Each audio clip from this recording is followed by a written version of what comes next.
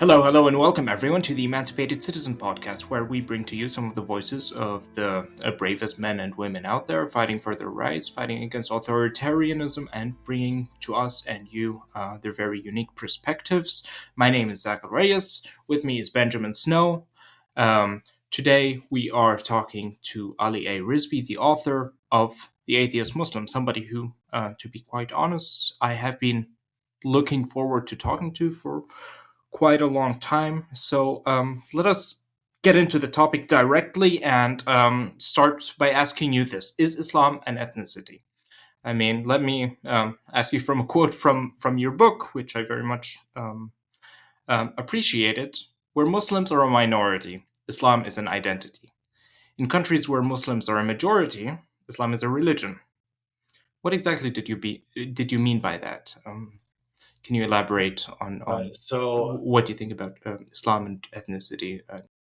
So that's it's a good question, and a lot of that comes down to what I liked when the theme of the book was really making that distinction between Islam as an ideology and Muslims as people. So Islam is a belief system, and Muslims are being Muslim is sort of an identity. It's almost like a birth identity, even though it's associated with a belief system. It's almost a birth identity. You're born in a Muslim family, you're going to be called Muslim. You'll be considered Muslim by all of the censuses. You will grow up calling yourself some kind of Muslim or participating in Muslim, cultural things, all kinds of stuff. So that was really the idea, to make that delineation. It just helps to talk about things a little bit better. It's easier to have conversations that way when you make that distinction. So if, for instance, if someone criticizes, or if I want to criticize my faith, or if I want to criticize the faith of my parents and I want to speak against it, I'm speaking against Islam. It does not mean that I'm speaking against my parents or my family, who I care for deeply, right? So that distinction, I think, is important. Muslims are human beings. Islam is a belief system like any other. You challenge ideas, you move society forward. That's how it happens. You challenge, you demonize people, society goes backwards. And that's actually more relevant now than I think it ever has been, and not just for Muslims. Yeah. And I mean, my first thought when I heard the idea of Islam or Muslims as an ethnicity was, well, an ethnicity is usually something you're born into with some fuzziness around it, but universally, it wouldn't be something you can say there's no God but Allah and Muhammad is his prophet in a language that you don't actually speak. Normally, that wouldn't be a way to enter an ethnicity. But increasingly, I've been thinking that there's an argument to be made that Judaism is neither an ethnicity nor a religion. It is something older than either one of those concepts. And there is not a desire in Judaism to convert the entire world the way there is in both Christianity and Islam. So, yeah. And I think the word I used there, Zach, in that quote was identity. I didn't use ethnicity. I don't think Islam clearly is not. It's an extremely, Islam itself is just a belief system, but the vast majority of Muslims in the world don't understand, don't speak, read. Well, they can read it, but they don't understand the language of the religion, right? So every Muslim country in the world, Muslim majority country, people will greet each other and say Assalamu alaikum, right? But they don't speak Arabic. The largest Muslim country in the world, Muslim majority country, is Indonesia, right? Second largest Muslim population kind of goes back and forth between Pakistan and India, even though in India, Muslims are a minority. They don't speak Arabic. Then there's Iran, right? There's Bangladesh. And then you really get to Egypt. And Egypt is the largest Arabic-speaking country in the world, right? So that is or population-wise, as far as I know.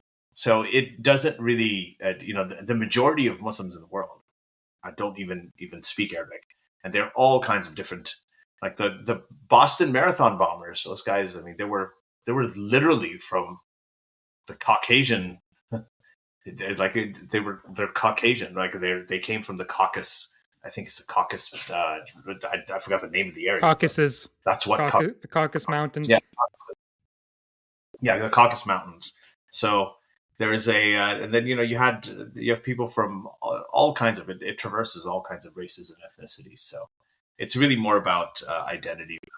Yeah, and I think it's kind of telling that Ayatollah Khomeini dropped him down in the middle of rural Britain, rural south of the U.S., and he wouldn't stick out.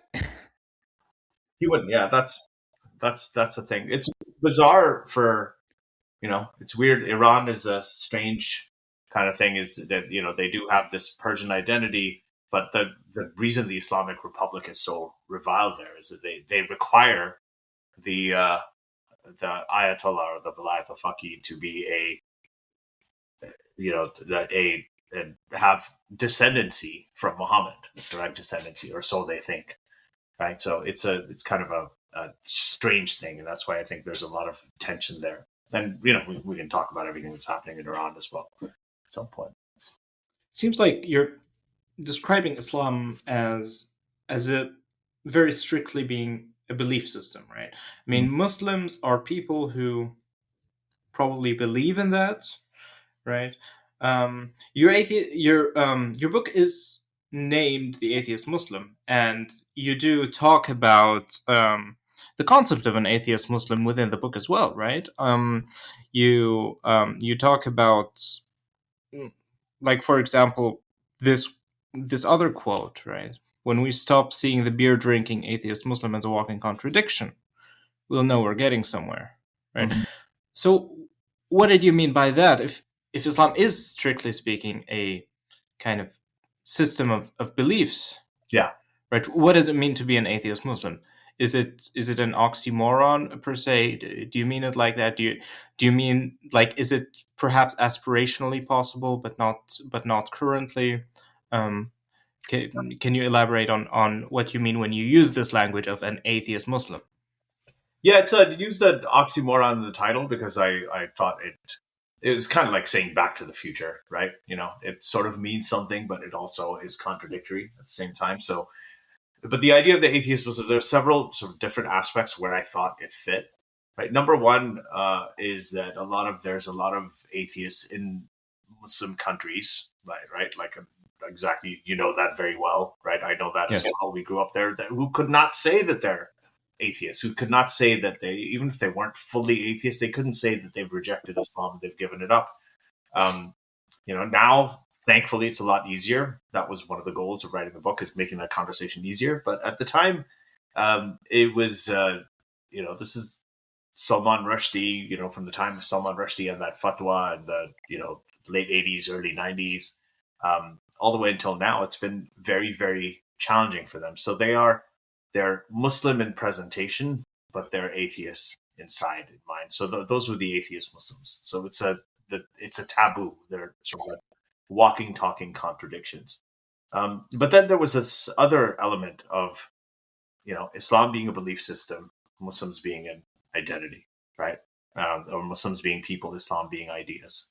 And that's where the atheism speaks to the belief system, the ideology, and then the Muslim speaks to the identity aspect, right? And in many ways, I'm still very culturally Muslim. So, people will say that doesn't really mean anything, but we still do a Ramadan countdown. Me and my daughter and my family, we get together the food is amazing, right? Everybody gets together, families get together on Eid, kids get money. We do Christmas too. We do all the other stuff as well, but it's these elements, I think, they're still very much a part of me, right? In the way that I grew up, and I have positive associations. So that's another aspect. I mean, I'm a little bit worried. Someone might think I'm being unnecessarily pedantic here, but I do understand when you talk about being a cultural Muslim. Well, isn't that kind of a subcategory of Muslim that has no connection to belief per se? Yeah, and that's the idea. I think in a lot of cases, being Muslim has a very nominal or even no connection to Islam itself. That's why the distinction is so important to make, is because there are countless Muslims out there who don't speak Arabic, who've never read the Quran, who don't pray 5 times a day, drink alcohol, who will have bacon on their cheeseburger once in a while, who have, they don't follow the religion, just like secular Christians or secular Jewish people, right? They're very, they are secularized.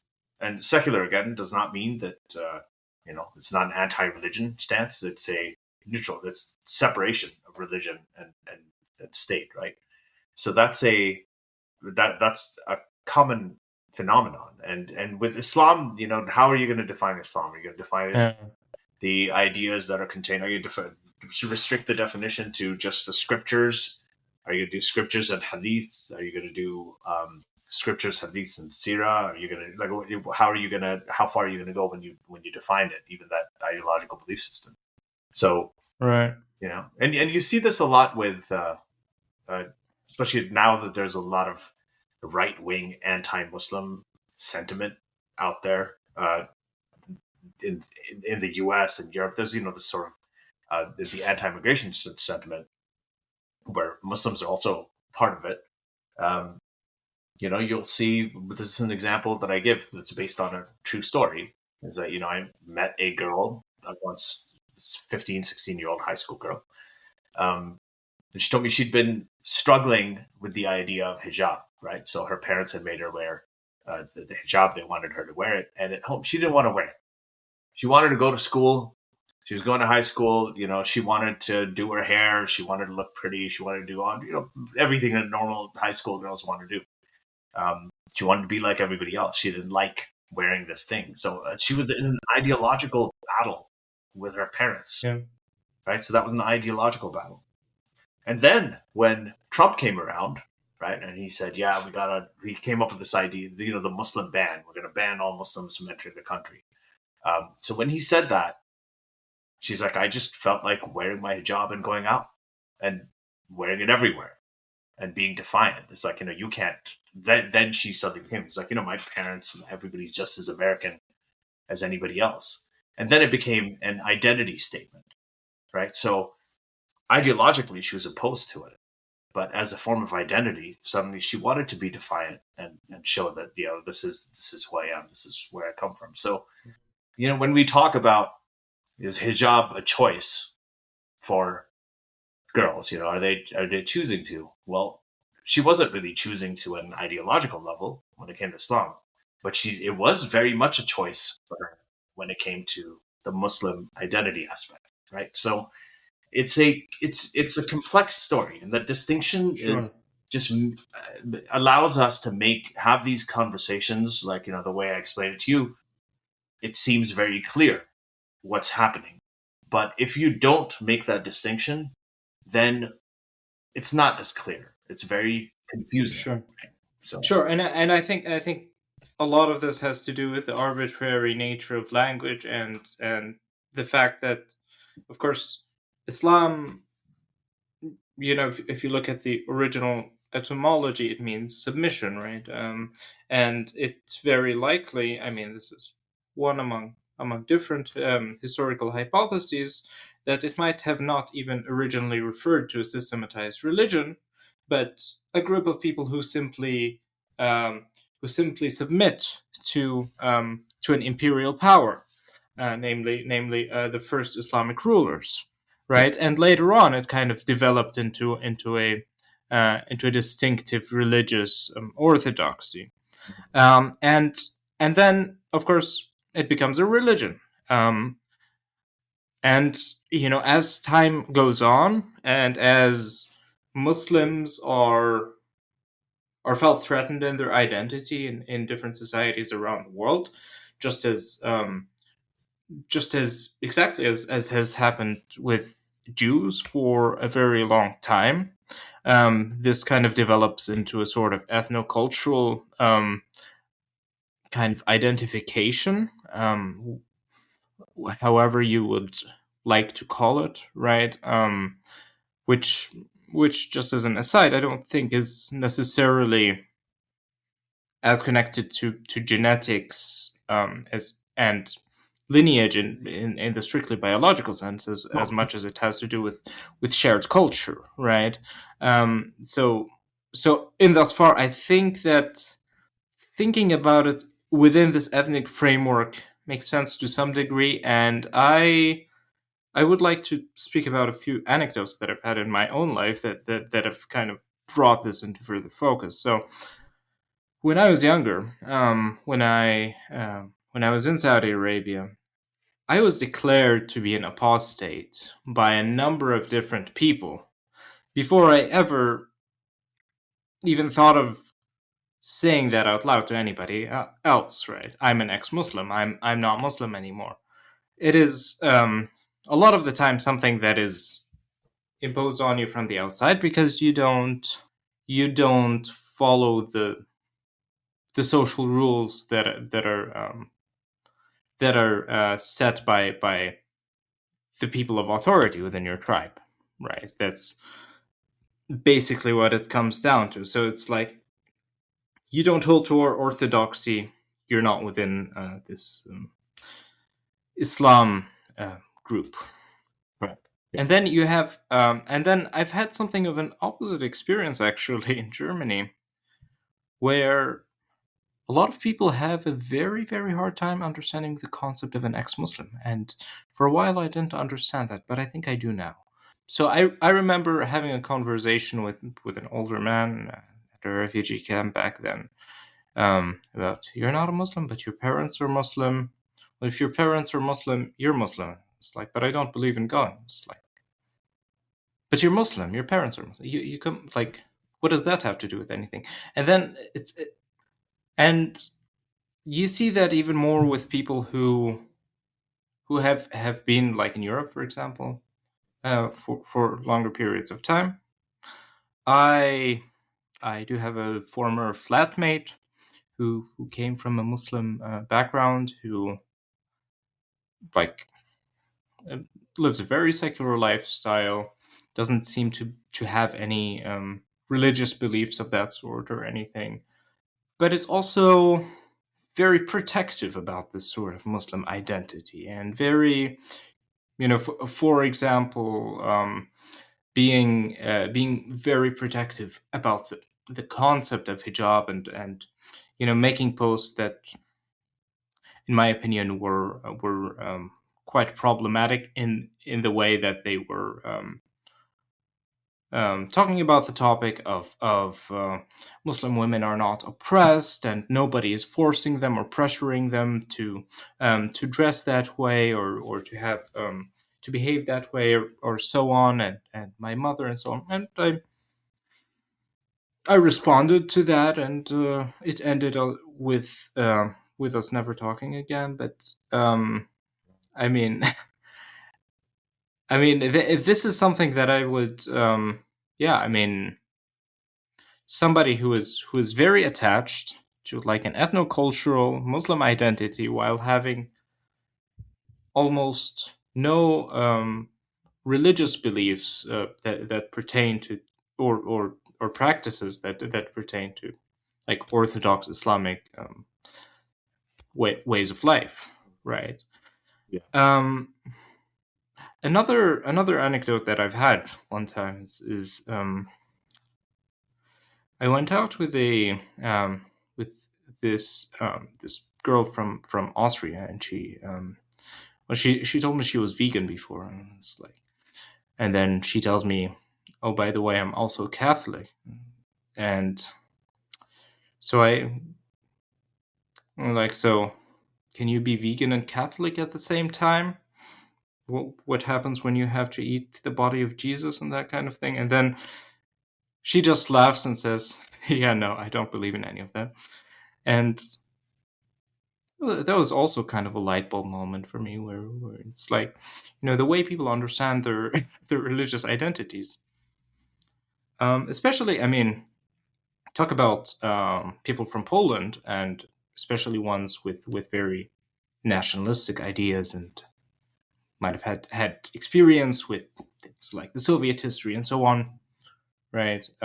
They are going to, like, a lot of them are going to identify very much with this Catholic tribal identity without really being religious in any way. And so I know Islam can mean many different things, right? You talked about it being a belief system, which I don't disagree with you on. But as I also cited before, you talked about the beer drinking atheists, about when we stop seeing the beer drinking atheist Muslim as a walking contradiction, we'll know we're getting somewhere, right? Does that mean that you have also a different understanding of what being a Muslim is, apart from believing in the Islamic orthodoxy?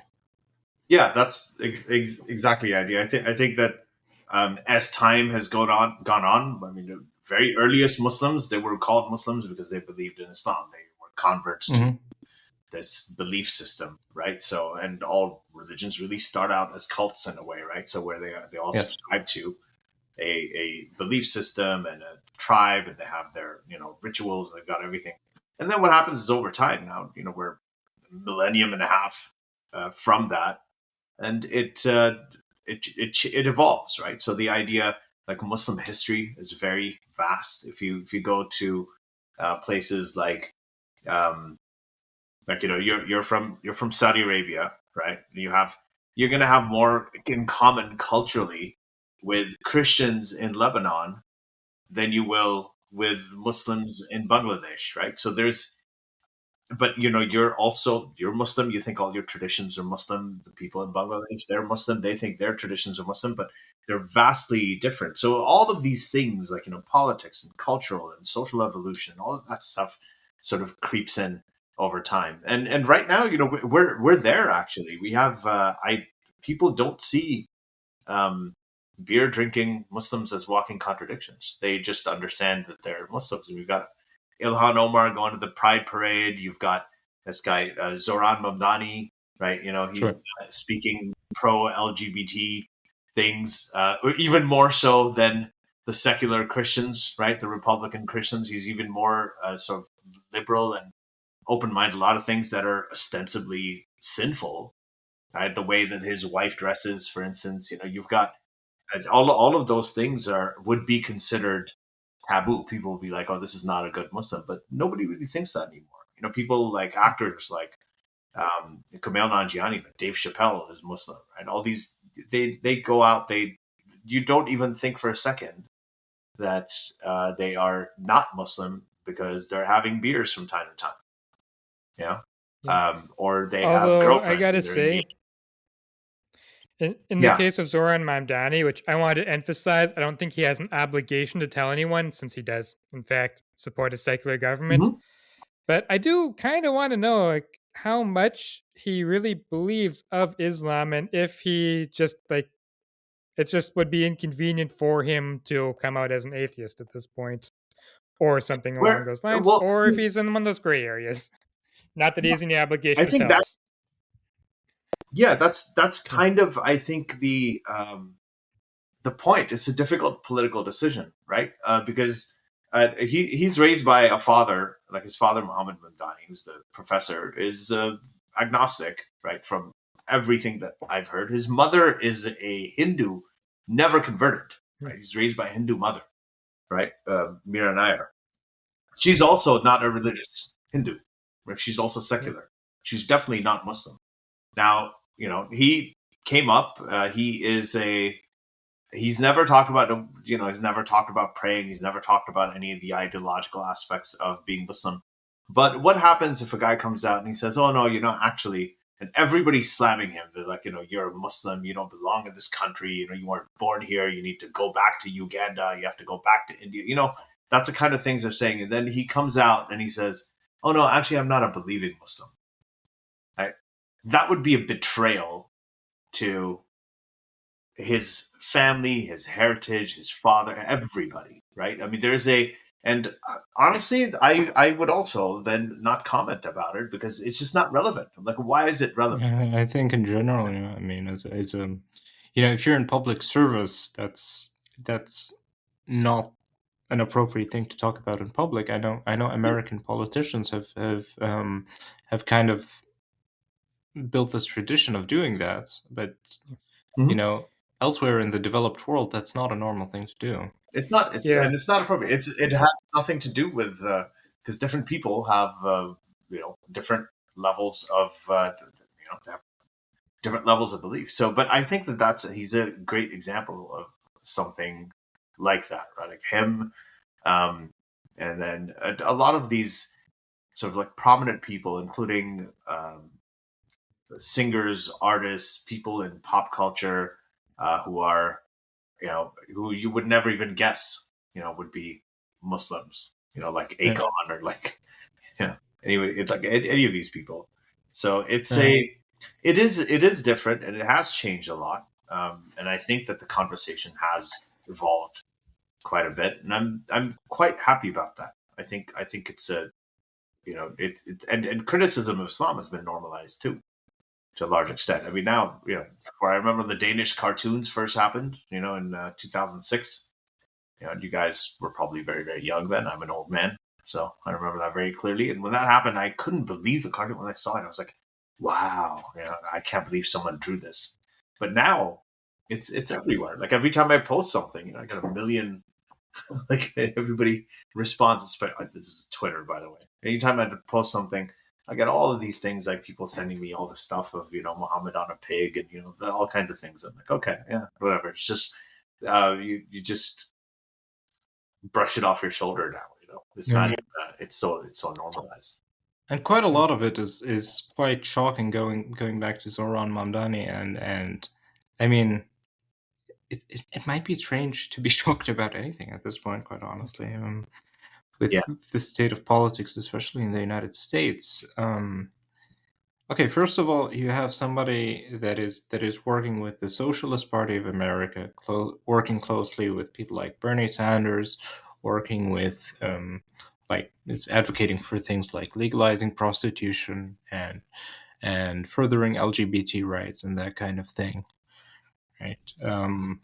As you talked about his wife, the way she presents herself, the all of the ideas that he presents, never has there been the tiniest whiff of Islamic sentiment here or there, right? And yet there is this undying narrative that, first of all, this that Islamism and communism are in some way connected or in the same camp, kind of Zach, axis against America or whatever. Yeah, you're overestimating American right wingers.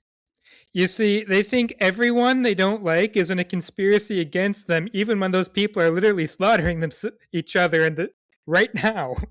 Yeah, I should know that. I should know that. It's the same. Actually, Muslims do the same thing. So the Muslims, religious Muslims have way more in common, much more in common with religious Christians than they do with anything communist or socialist at all. And this is, this is kind of funny, because we talked about why do people on what we used to call the regressive left or the woke left or whatever it was, why do they align with, and I wrote about this quite a bit. I have a whole chapter called the regressive left. It was very relevant back then.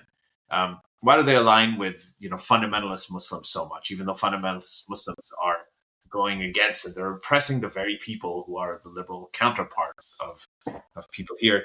And now it's the same question, that the commonalities between, right wing MAGA America and far right,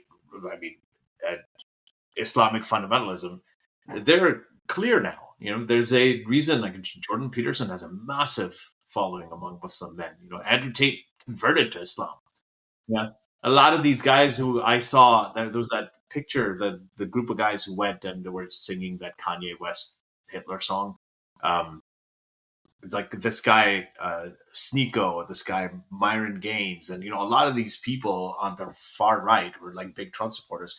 They are Muslims. They've converted to that as well. So there's an increasing alignment with it. And I kind of see it with, U.S. politics too. I'm pretty fascinated by how, the way that Trump talked about MBS when he was in Saudi, like, I love this guy, love him maybe a little too much, or the way he talks to the Qataris and everything. He's never sat down and said that about Netanyahu.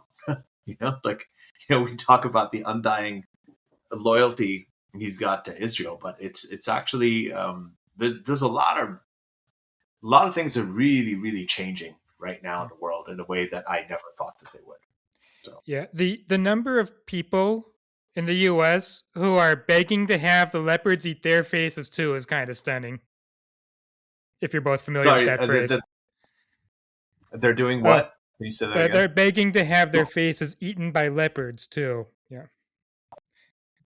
That voting for Trump when you want to marry a Filipino woman, and then being surprised when she can't get a visa to come marry you is like voting for the leopards eating people's faces party, and then being surprised when your face gets eaten too. Yeah, fair enough. Yeah, there's a lot of people who voted for Trump and had their spouses deported. Yeah, and like I used to work for this guy, his parents were from Egypt, and yeah, he voted for Trump. And it's like, yeah, okay. I could say a lot more about him, but I won't. But yeah, as far as your point about the regressive left, though, since the war in Ukraine, I've concluded that there's a certain portion of the population that's just self-hating, hates their country, will side with any enemy. There's a bunch siding with Russia, same people who were defending Al Qaeda and ISIS or minimizing them. It's just a personality type, not a sincere belief. Yeah. Yeah. I don't think the whole left right thing is also getting a little tired now. Yeah, I mean, I think for one thing, just first to clear some of the mentioned historical illiteracy as far as Islamism goes historically, and the fact that the group that brought birth to ISIS was originally supported by the West and the United States and Afghanistan, right, to fight the communists. Right, over time, different things happened. They became the enemy. 9/11, they're the number one enemy. Mm-hmm. But then time goes on, people forget, and now look at what's happening in Syria. There are allies again against the left, the Kurds. Because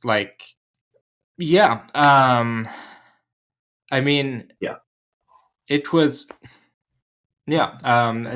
there was never this big ideological contrast between the two, and like you said, there are more commonalities between them, and the confrontation between different identitarian groups, as you have pointed out with your anecdote, with the Muslim girl who didn't want to wear the hijab, just kind of fuels radicalism on both sides, really, right? Every side, when people feel unsafe, they hold on tighter and tighter to their group identity, and Muslims might become even more devout and more committed to the faith, and you're going to see Americans becoming more nationalist, more racist, and there's this is something that we I remember we had Steven Pinker on the podcast once, and I'd asked him this question. I said that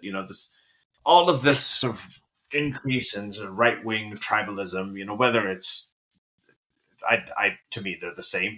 Islam is a far right ideology, so is MAGA. I mean, they're very common elements. So I was like, the same thing with this. Is this a reaction? Is it a backlash to progress? The progress that has happened. They have the first black president, had same-sex marriage legalized. All these things have really, really rapidly changed the way that women are performing everywhere versus men. Like there's many things that have been really earth-shattering, right? At a cultural level. So I was like, what is this? Is this a backlash or is this an actual movement? And then he said, he agreed that it was a backlash. Like usually what happens is whenever you have it is a symptom of a world that is changing in a way that there are older people, usually like the people who dominated before. So in this case, it's generally in the places where we came from. It's like older Muslim religious men. They're trying to hold on. They're like, our youth is leaving the religion. The women are becoming more independent. They're getting educated. They're developing minds of their own. And here it's, where our country is being flooded with, people with different skin colors, and they're performing better. And Indian Americans are earning more than white Americans. And so we have to hold on to our identity so it becomes a very sort of protectionist thing. And they're still a minority, but they're influential because they're very loud, and they do have social media, and they speak very loudly. And people, when they're about to die and their dying throes, will be the loudest. You will hear them scream very, very loud. As a majority of people just be chilling in their houses, they'll be quiet, right? So that's a big thing. There's an element of alienated men. That's another thing. That's something that Scott Galloway talks about a lot, right? And really, if you listen to me, you'll get a really good idea of that explains much of what's happening. There's an entitlement of people who've been in power for a very long time. We're trying to hold on to power. But there's one common element in all of this. Like, and in the book I wrote about this in that chapter called "A Tale of Two Identities," right? And that is when you have people who take pride in something that they did not work to earn, right? They take pride in a sense of identity that they did not work to earn, right? There is absolutely no reason to take anything they're saying seriously. So somebody who takes pride, if you're born with brown skin, you're born with white skin, that's just something you were born in. To take pride in something like that is stupid. You didn't do anything to achieve that. If you're born in a Muslim family, you're born in your nationality, your ethnicity, all of these things, like, these are not things you work to earn. So when you base your entire sense of identity, of who you are, around those things that are essentially genetic and geographical accidents, usually these are people who don't really have anything else. They haven't really done anything else, but they do want to feel important. And the stuff that they never really earned makes them feel important. On the other hand, if you worked really hard to become a very good journalist, or you went to, busted your ass to go out and be a physician or a scientist, or you did your best to be the best father that you possibly could, or an artist, and you struggled, like, you'll see these people. You don't see artists hanging around other people the same skin color, same ethnicity. No, you don't. You see, you see people here who, you're if you're an accomplished journalist, your best friend may be somebody. You may be from a Muslim background. Your closest associate, your spouse, your best friend, may be a Jewish person, and anywhere else in the world, you wouldn't even speak to each other, even meet. But because you worked to earn something and you built your identity, right? When you take pride in that, then you tend to be more humble. You tend to form alliances rather than break them, right? So I think that's what's happening right now. I mean, there's a lot of people who now can open an account on some social media platform online, put their picture up there, throw on a selfie, hold a fish that they caught, or a gun that they're branding, and they're suddenly like, and they feel a lot more important than they are. Yeah, they're not. I mean, of course, yeah. I mean, of course, it might very well be that with the interconnectedness of the world and social media and so on, people are getting more of a perspective of the inner lives and the experiences of other people as well, and through personal experience, it does at a certain point become kind of clear that you have nothing to be proud of, and being born in a Muslim family doesn't make you better than anybody else, right? Being born in a Christian family, in a Jewish family, in a white or black family doesn't make you better than anyone else. You had no hand in that. It wasn't something you accomplished, and you have your whole life to make something out of yourself, right? And I mean, it might very well be that what we are seeing right now with the rise of the terrifying rise of identitarianism has something to do with growing pains, as we've kind of alluded to here, right? That a lot of people are not used to this and feel threatened in their status and are, I guess, in a figurative sense, sometimes in a literal sense, reacting very violently to the developments that are happening in society and all across the world. Yeah, right. And the more and the more I see dumb things on the internet, the more I think some of it's orchestrated to make that worse. Like some of the things keyboard jihadis are saying are like a couple months ago, there's this wave of keyboard jihadis saying that Mary was fundamentally a Muslim because she submitted to one God, which, that are we sure it's not Russia trying to destabilize us by having a bunch of their trolls pretend to be Muslims and say absolutely stupid and offensive shit? And the number of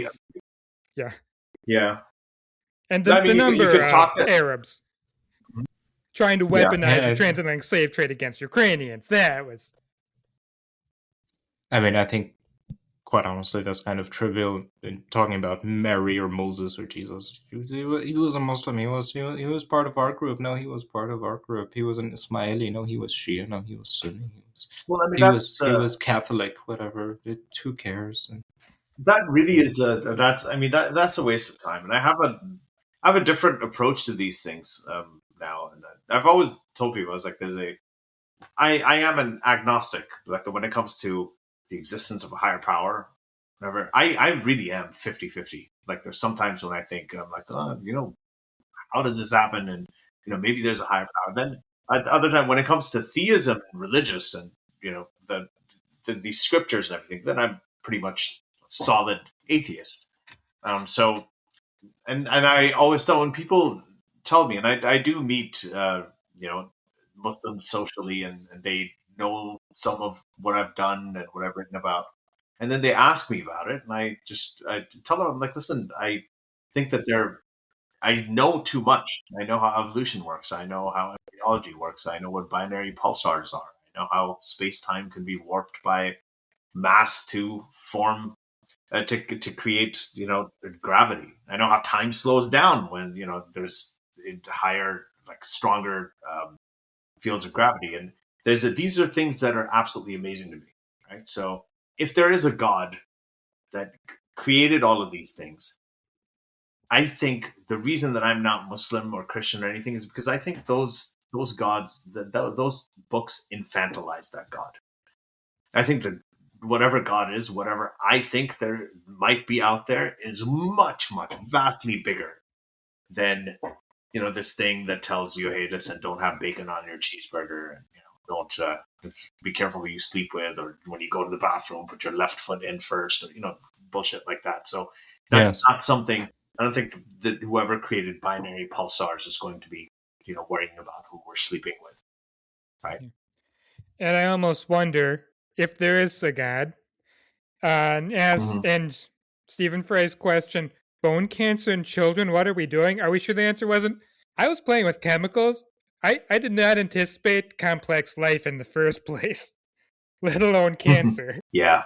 I mean, I think you're absolutely right about that. And if you get into theology and theological philosophy more, a lot of the people who kind of pioneered those those fields and lines of thoughts have been people that were labeled as heretics and apostates, and some of them were to some degree or another okay with that label or not, right?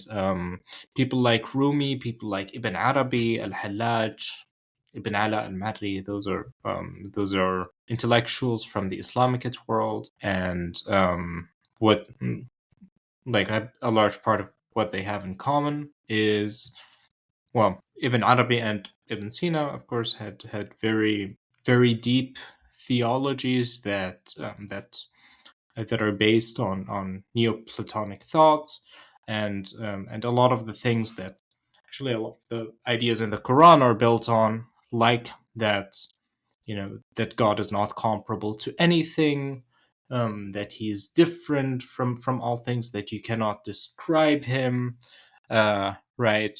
And so inevitably a lot of the ways that traditional religions will conceive of God, every attribute or action you want to ascribe to God, you'll find a reason to negate it. That's kind of the problem with apophatic theology, which has been a big thing in the Neoplatonist tradition and within Islamic thought as well. And for that reason, a lot of those people were not considered to be Muslim by their contemporaries, and certainly wouldn't be considered Muslim today by the Wahhabis or the Taliban or ISIS. Yeah. A lot of the more radical groups out there. You also have people like Al-Marri, who was a Syrian poet. He was actually an atheist, at least for some period of his life, right? And had some very interesting things to say about the Quran and the Islamic tradition and so on. Then you have non-Muslim figures, very prominently, like Maimonides in Andalusia back then, who all kind of belong to kind of an ethno-cultural sphere that is and was called Islamic, right? And this also kind of has to do with the history of Islam, and kind of connects to what we refer to when we talk about Islam, at least sometimes, right? So my point here is that when we talk about Islam, depending on the conversation, but depending on the context, there are actually a number of different things that can be meant by it. It's not as simple as saying all Muslims believe this or that.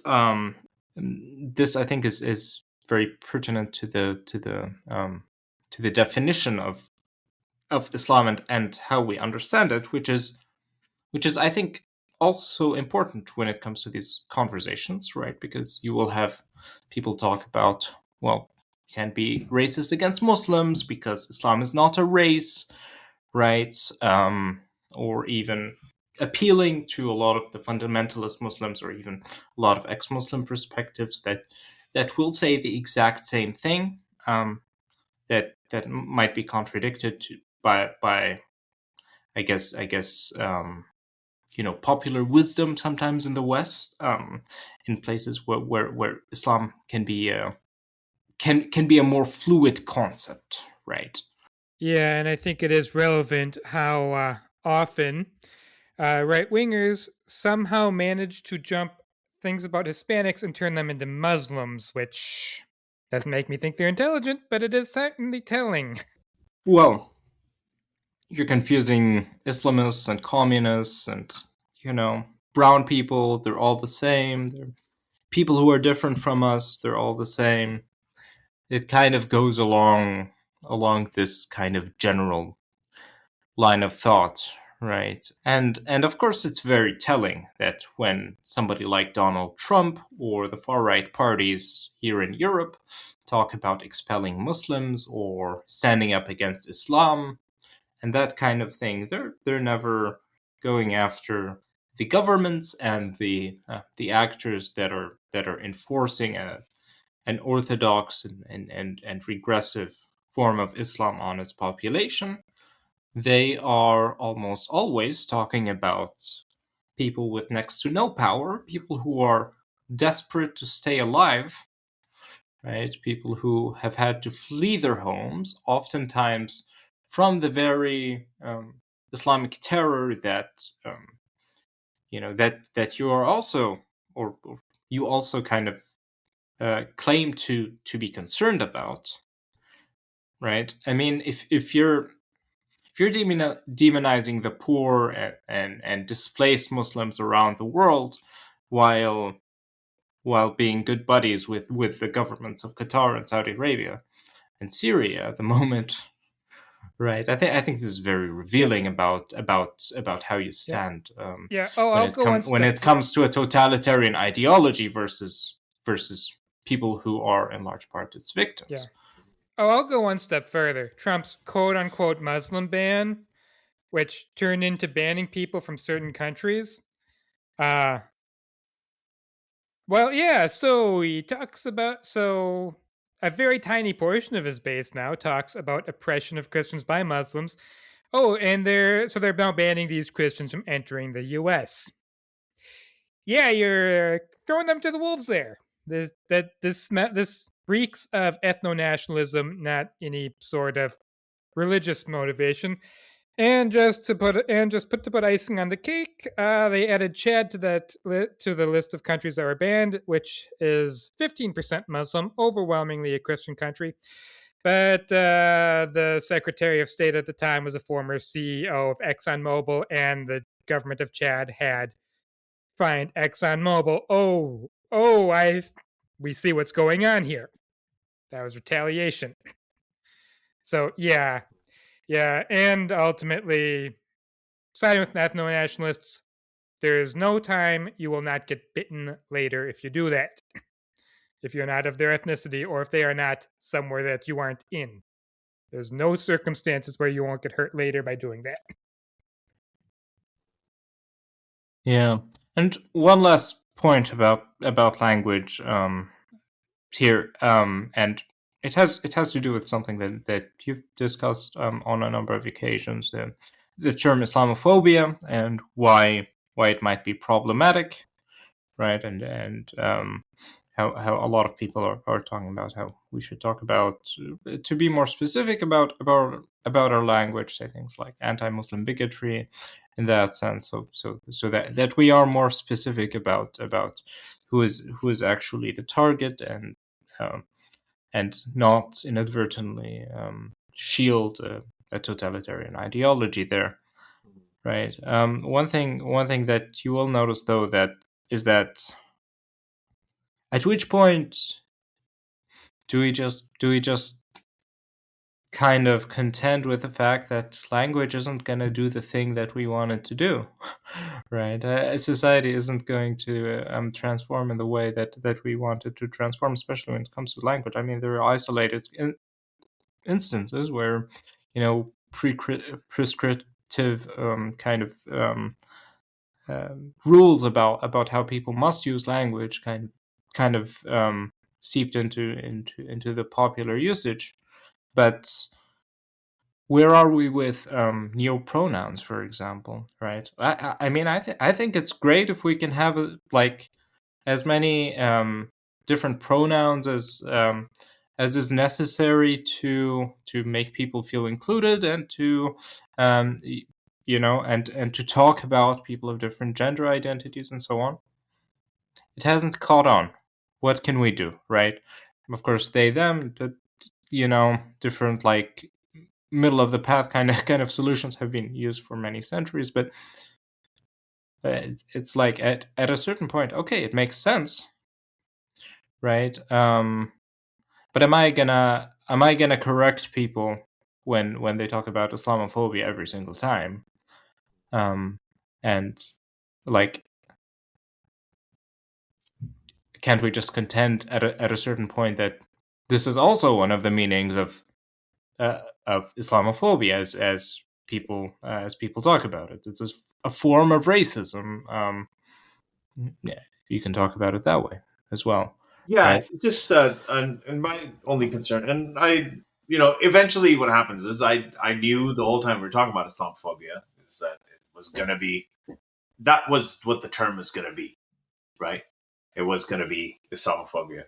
But I did want to at least highlight the distinction and to call it anti-Muslim hate, because when you say anti-Muslim hate, nobody really has a rational argument, a counter argument about it, right? When you talk about Islamophobia, you can have a lot of right wingers come up. Well, Islam says that you should beat women and do things like that. So why shouldn't I be Islamophobic? They have that whole argument. We all have that argument too. But anti-Muslim hate is a very straight, clean form to talk about. But now it's more precise. Yeah, it's more precise, and that's the thing with language is sometimes things just catch on. They do have for example, I think the word misogyny means hating women. But if we took the phobia thing and we made that called it woman phobia, right? How many of the misogynist men would like to say that? Okay, I'm scared of women, right? You know what I mean? Like it changes the entire connotation of it, and it has been used to. There are examples of when it's properly orchestrated, it can really change things. Like famously, the global warming was rephrased as climate change, right? To make it to give it a different connotation. So there are campaigns that sometimes do change language in a way to try and influence the way that people perceive those concepts, right? And to color them a certain way. And sometimes it's successful, sometimes they're not. I think the idea of Islamophobia is a common term, but I do see officially a lot of times governments they do use terms like anti-Muslim bigotry a lot more. So anti-Semitism also. I mean, you're a Semite, I think, right? I mean, a lot of people in Syria, in Lebanon, and they have Semitic roots. So even the idea of anti-Semitism that now it means is specifically anti-Jewish hate, and it's not really, right. That's not technically what it means, but it's just become a word that has now been accepted. Oh, what it originally meant might have come to mean that. I get what language is what you're getting at. Yeah. Sometimes, like I said, I mean, it could very well be that Islam originally didn't even refer to a religion or an ethnic or identity group. Might have just referred to an entirely different group of people who submitted to a certain ruler, and that's it. I mean, connotations change over time, and I think we should be aware of that as we move forward. And I think this is kind of the main message that I wanted to kind of communicate with this podcast. And I thought I thought you were probably the perfect person to kind of have this conversation with. That yeah, those things are very fluid, and if we're not careful about those things, we are just going to keep talking past each other, just like with the very famous Sam Harris and Ben Affleck thing that happened some 12 years ago now. So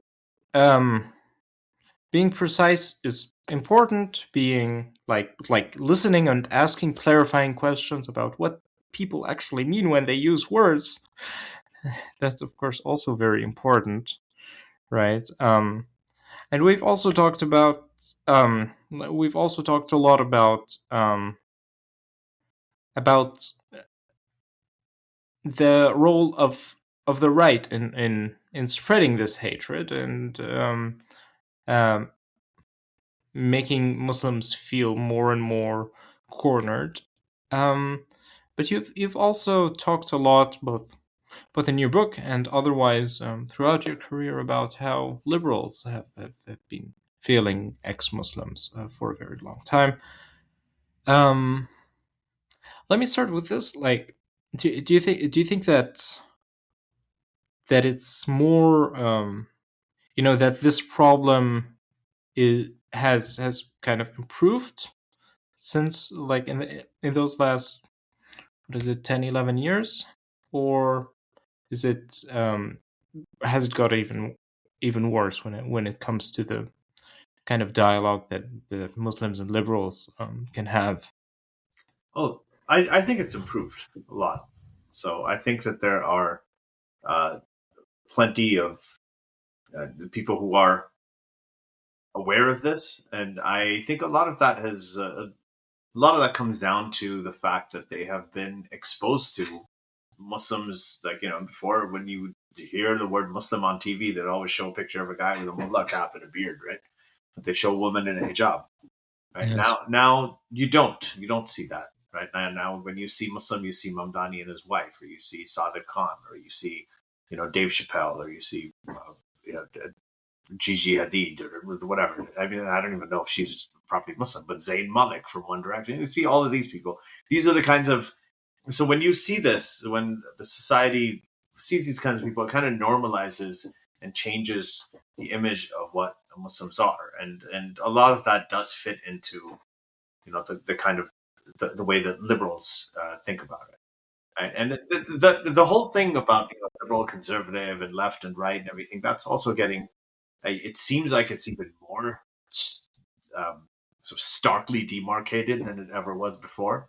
But at the same time, it's becoming more and more meaningless, right? And the reason it's becoming meaningless is because it's just not about. It literally doesn't mean anything. I mean, if I'm a leftist, right, and if all I tell you is I'm a leftist, then you're going to know everything about me, and you're going to know things that don't make sense. Like, if you know that I'm pro-choice, you'll somehow be able to assume that I'm against nuclear energy. One thing has nothing to do with the other, right? It's supposed to be issue by issue, but because of this sort of like tribal smorgasbord of values that people are supposed to have if they belong to one side or the other, it just becomes increasingly meaningless. So I think that there are people who are having these conversations more. I am actually very. I think I'm just phobic, if we're going to use the word phobic, about the concept of identity overall now. I think there's this fetishization of identity that, and in different ways on both, like the MAGA people will be identitarian. They'll be like, oh, we don't like identity politics, but they're always talking about Judeo-Christian heritage and how white people are being outbred and there's all these immigrants coming in, They're extremely, extremely obsessed with identity politics. And then, a lot of people on the left are also very obsessed with it. There's which in ways that we have talked about, and I wrote about in the book as well. But I mean, I just had a different view on it. I was born in Lahore, Pakistan. That's I was born in Pakistan. My parents are originally born in India. My mom was born in Delhi. My dad was born in Allahabad. And so they were Indian. So technically, I mean, if you find somebody who's American, their parents were born in Italy, they'd be called Italian American, right? So I was born in Pakistan. My parents are born in India. I would technically be Indian Pakistani. But you go around, you say Indian Pakistani to anyone who's Indian or anybody who's Pakistani, and they'll be like, oh, they'll react because they're supposed to be enemies. And then when I was 6 months old, moved to Libya. I always knew I wasn't Libyan or North African. And then after that, when we moved to Saudi Arabia, I knew that I wasn't Saudi. We were kept separate from all the Saudis. I didn't even learn any Arabic there. I mean, you know how it is there, Jack, right? Like, or how it used to be. And then, so I knew I wasn't Saudi. And I went to an American school in Saudi, and that's why I talk like this. And I talked like this then. I'd never even stepped foot in North America at that age, and I still talk like this, right? Because I went to that school, and all my friends were American and Canadian, and most of them were white. The people who went to that school, so I knew that I wasn't American. I knew I wasn't Saudi, but I was living in Saudi, and I was speaking American English. And then I eventually went back to Pakistan when I was 14 to go to school, and when I went there, I realized I wasn't Pakistani either. Okay, so I'm like, oh, okay. So I don't really have any kind of identity. I mean, there's nothing that I could really think of that I could hold on to and say, this is what I am. So everything was just this unique sort of syncretic conglomeration of different things. And when I came to Canada, then I realized I was like, okay, this is one place where I feel it's like that, because this place is also full of people who are not, they're very identityless in a way. So I'm excited about the fact that AI is going to challenge people's sense of identity, and they're going to have to find meaning. They're going to have to define who they are in different ways, right? They can't. No, I don't think we have time to talk about AI. No, We we we definitely have some 5 or 6 minutes left. that's a whole Yeah. separate worms. Yeah. Yeah. Actually, I can very much relate to the experience you just described there. I mean, I grew up in Saudi Arabia, but my parents, they studied in the United States when I was very young. Right, each one of my grandparents actually comes from a different country. Half of my family now lives in the United States because part of them actually comes from there. Mhm. I actually grew up kind of speaking American English at home with my Mhm. grandmother.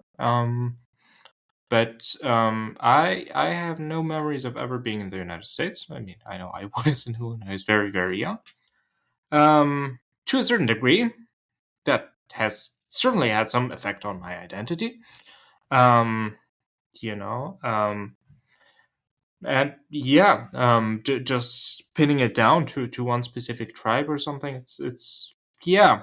Increasingly, with every generation, it's going to become more and more difficult um, to say, yeah, you have this specific identity and you're not allowed to have any other. It's going to become more and more nonsensical. And of course, one thing I wanted to touch on, like the this attachment to identity and this very extreme interpretation is very much being pushed by a lot of those political actors of Qatar, of Iran, and so on, and that goes for the education systems that we have grown up under. Right, you have written about how you talk about martyrdom with your friends and how it's worthy of aspirations Mhm. just by from what you learned from school, even though your parents were apparently completely against it. Mhm. I mean, it's hard for me to imagine what that's like because my parents were also like that. But the point is that if we're not acting politically and on an international level, I'm afraid this is we're not gonna solve it by just being meaner to Muslims in America or in Canada or in Germany, right? Mhm. Um, and finally, before you go, if you have some time, I am very curious about your the development of all of this because you wrote about Ayaan Hirsi Ali in your book, for example, about specifically her affiliations with far right groups in the United States, Mhm. and said that well, liberals aren't willing to talk to her, so that's kind of the only place Yeah. she's able to go. And a lot of people kind of have this, like it makes sense. It's a common narrative, um, right? So a lot of them are pushed to the kind of conservative side. I also asked you, has it gotten better or worse on the kind of on the liberal camp here? Mhm. You seem to think it has gotten better, and yet the problem that is supposed to be a result of that has gotten much much worse, right? Mhm. Like Ayaan Hirsi Ali today versus back then, right? You started the Secular Jihadists with people like Armin Navabi, with Yasmin Mohammed, and I used to very much to really follow the apostate prophet, right? He had some good videos back in the day and so on. He's promoting neo-Nazi groups in Germany now, right? So the shift, like there is a far right shift in society, and there's one kind of within the ex-Muslim community that I think is might have been happening for longer, but it's certainly very very concerning. Can you talk a bit about your experience and yeah, maybe some sort of diagnosis of what might actually be happening here from your perspective? Yeah, I don't. And these are people who are prominent. Like I know them obviously, and Armin, I've always, as a person, I know him. I don't really see eye to eye with him on the vast majority of his ideas now. I mean, there's many things we disagreed on before too, but it's a lot more now. But I was found him to be like, again, when you meet these people, when I met Ayaan Hirsi Ali first time, that's the thing. You meet them, and she is incredibly well spoken, very charming, very elegant. I as a person, like, I completely had a lot of admiration for her. I see. This is what I think is that I think when you have a platform and you are using it to put food on the table, if that's your main profession and your main thing, you are susceptible to an audience, right? It's a little different than being susceptible to a sponsor.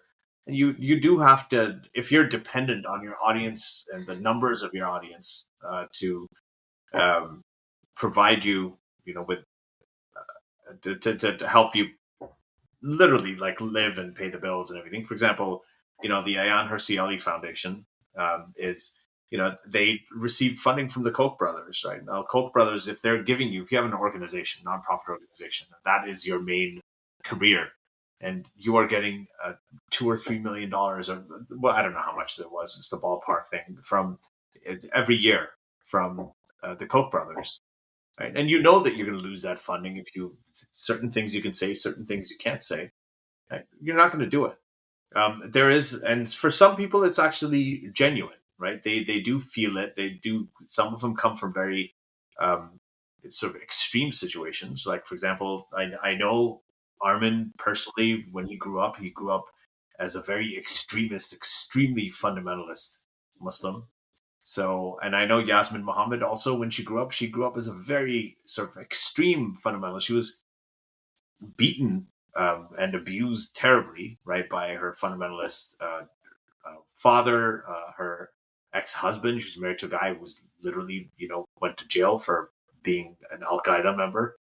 So when they come around, when I hear the Adhan, or when it's Ramadan and my friends are fasting and I go to an iftar party to break the fast with them, I'm not triggered. I actually have pleasant memories of those things growing up, right? I've just communal family, things like that. When people like with backgrounds like Armin Navabi or Yasmin Mohammed, when they hear the Adhan, or when they're in Ramadan, they see people fasting, then it triggers them because they were beaten if they were caught drinking water, right? And not them specifically. I very much understand. So they and the first part of what you said about funding and so on, that's where I think, as I said off air, Noam Chomsky's manufacturing consent, for example, is still as relevant as ever. Although probably it is, less of a revelation as there is, and because everybody kind of understands. So this is Zach. After editing, I found it prudent to briefly contextualize the reference I made to Noam Chomsky's manufacturing consent on two fronts. So first, regarding the material, it was one of Chomsky's more prominent works studying the role of capital in the media ecosystem, essentially demonstrating the ability that powerful financial interests have in practically censoring the press. The second is concerning more recent news. So Chomsky obviously made some pretty terrible moral judgments regarding Epstein, and there's no defending that. It's also true, though, that his work was and still is far too important to the sciences to simply be discarded or ignored at this point. Of course, I have a lot more thoughts on this, but it's not the topic at hand. I just mainly hope that this helped you understand what I meant by that reference, if you weren't familiar with it, and avoid any misunderstandings as well. So back to the conversation. What I'm trying to say is that I know both. There are some people who I think there's elements of both. I think there's some people who are very deliberate in what they're doing. People like Dave Rubin, for instance, who I was also way back in the day. I was on very good terms with him. He blurbed my book, actually. So he's like one of those guys. Like I knew him, and I think his transition to that right wing sort of lunacy was very deliberate. And I would say he's like a genuine grifter. On the other hand, there are other people who I think are sort of genuine. They really do believe the things that they say. They have changed. Like Ayaan Hirsi Ali has become Christian. Apostate Prophet has become Christian. The Apostate Prophet's he's just a very hyper emotional, sentimental. He always was, even when he was making those great videos. Yeah, I mean, the thing is, I really don't care who becomes Christian or not. Yeah. Christianity here is very much an identity marker for it is, but white supremacism or Yeah. And in the case of that's a different topic here, but yeah.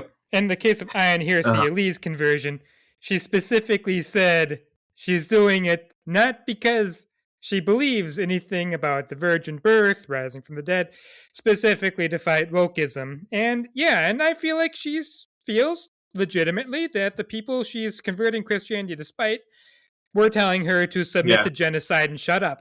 All right, Ali. Ali, we're aware that you have limited time here, and thank you so much for having this conversation with us. One last very quick question. Yeah.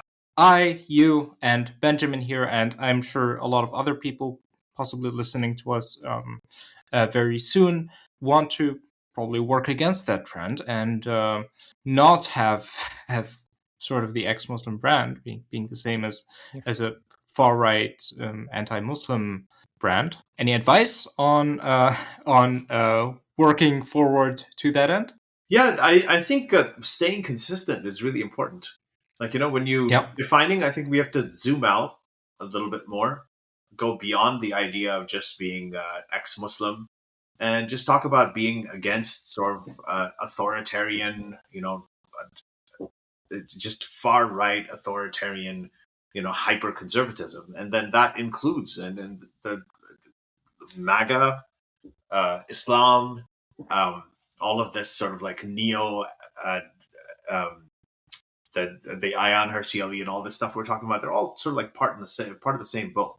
Fundamentalist Christianity. I mean, these are the things. Like the fact is that it's an epistemological thing, right? It's about how you arrive at the truth. Do you arrive at it? You go back to basic principles, critical thinking, scientific method.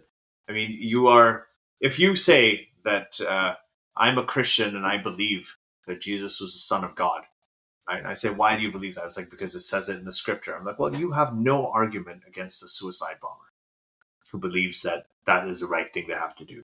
You don't have it. So the toxic thing is not whether you believe in Islam or Christianity or Judaism or whatever. It's how you come to believe things. And if faith itself, the idea of faith, which literally means believing in rumors, it means that you have to take a leap of faith and believe things that there is no evidence for. Or you're claiming something, there's no evidence for it. I believe you, and I'm willing to die for it.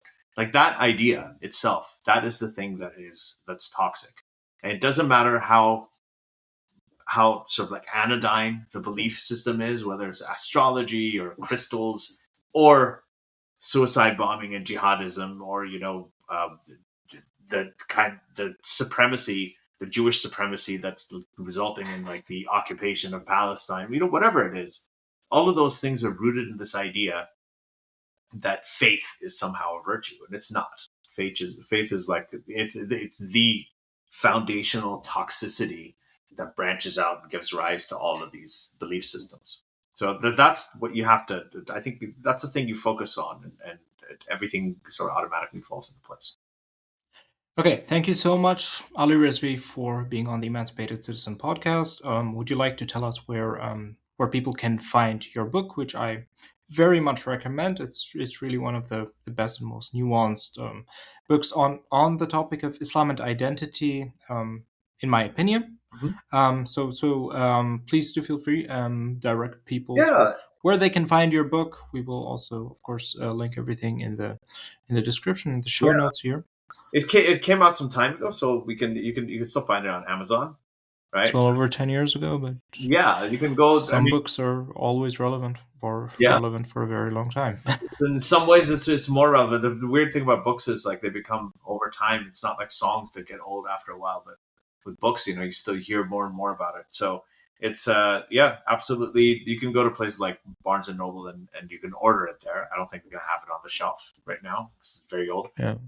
And right now I've decided to go the fiction route. That's a whole other thing. So I'm working on a novel that I've planned out, and we'll talk about that. And that sounds very exciting, and I look forward to that. Do please let me know, or I'm probably gonna come across it on Facebook or something once you release that, and I'm definitely going to check that out. Thank you so much for your time again. Benjamin, any final words here? Yeah. I think the biggest lesson that I took from the Atheist Muslim was that we need to not have theocracy.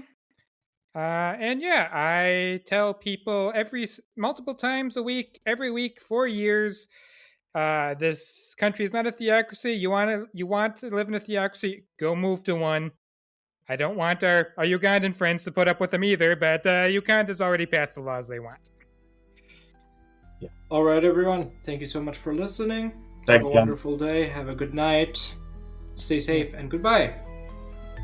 Take care. Bye, everyone.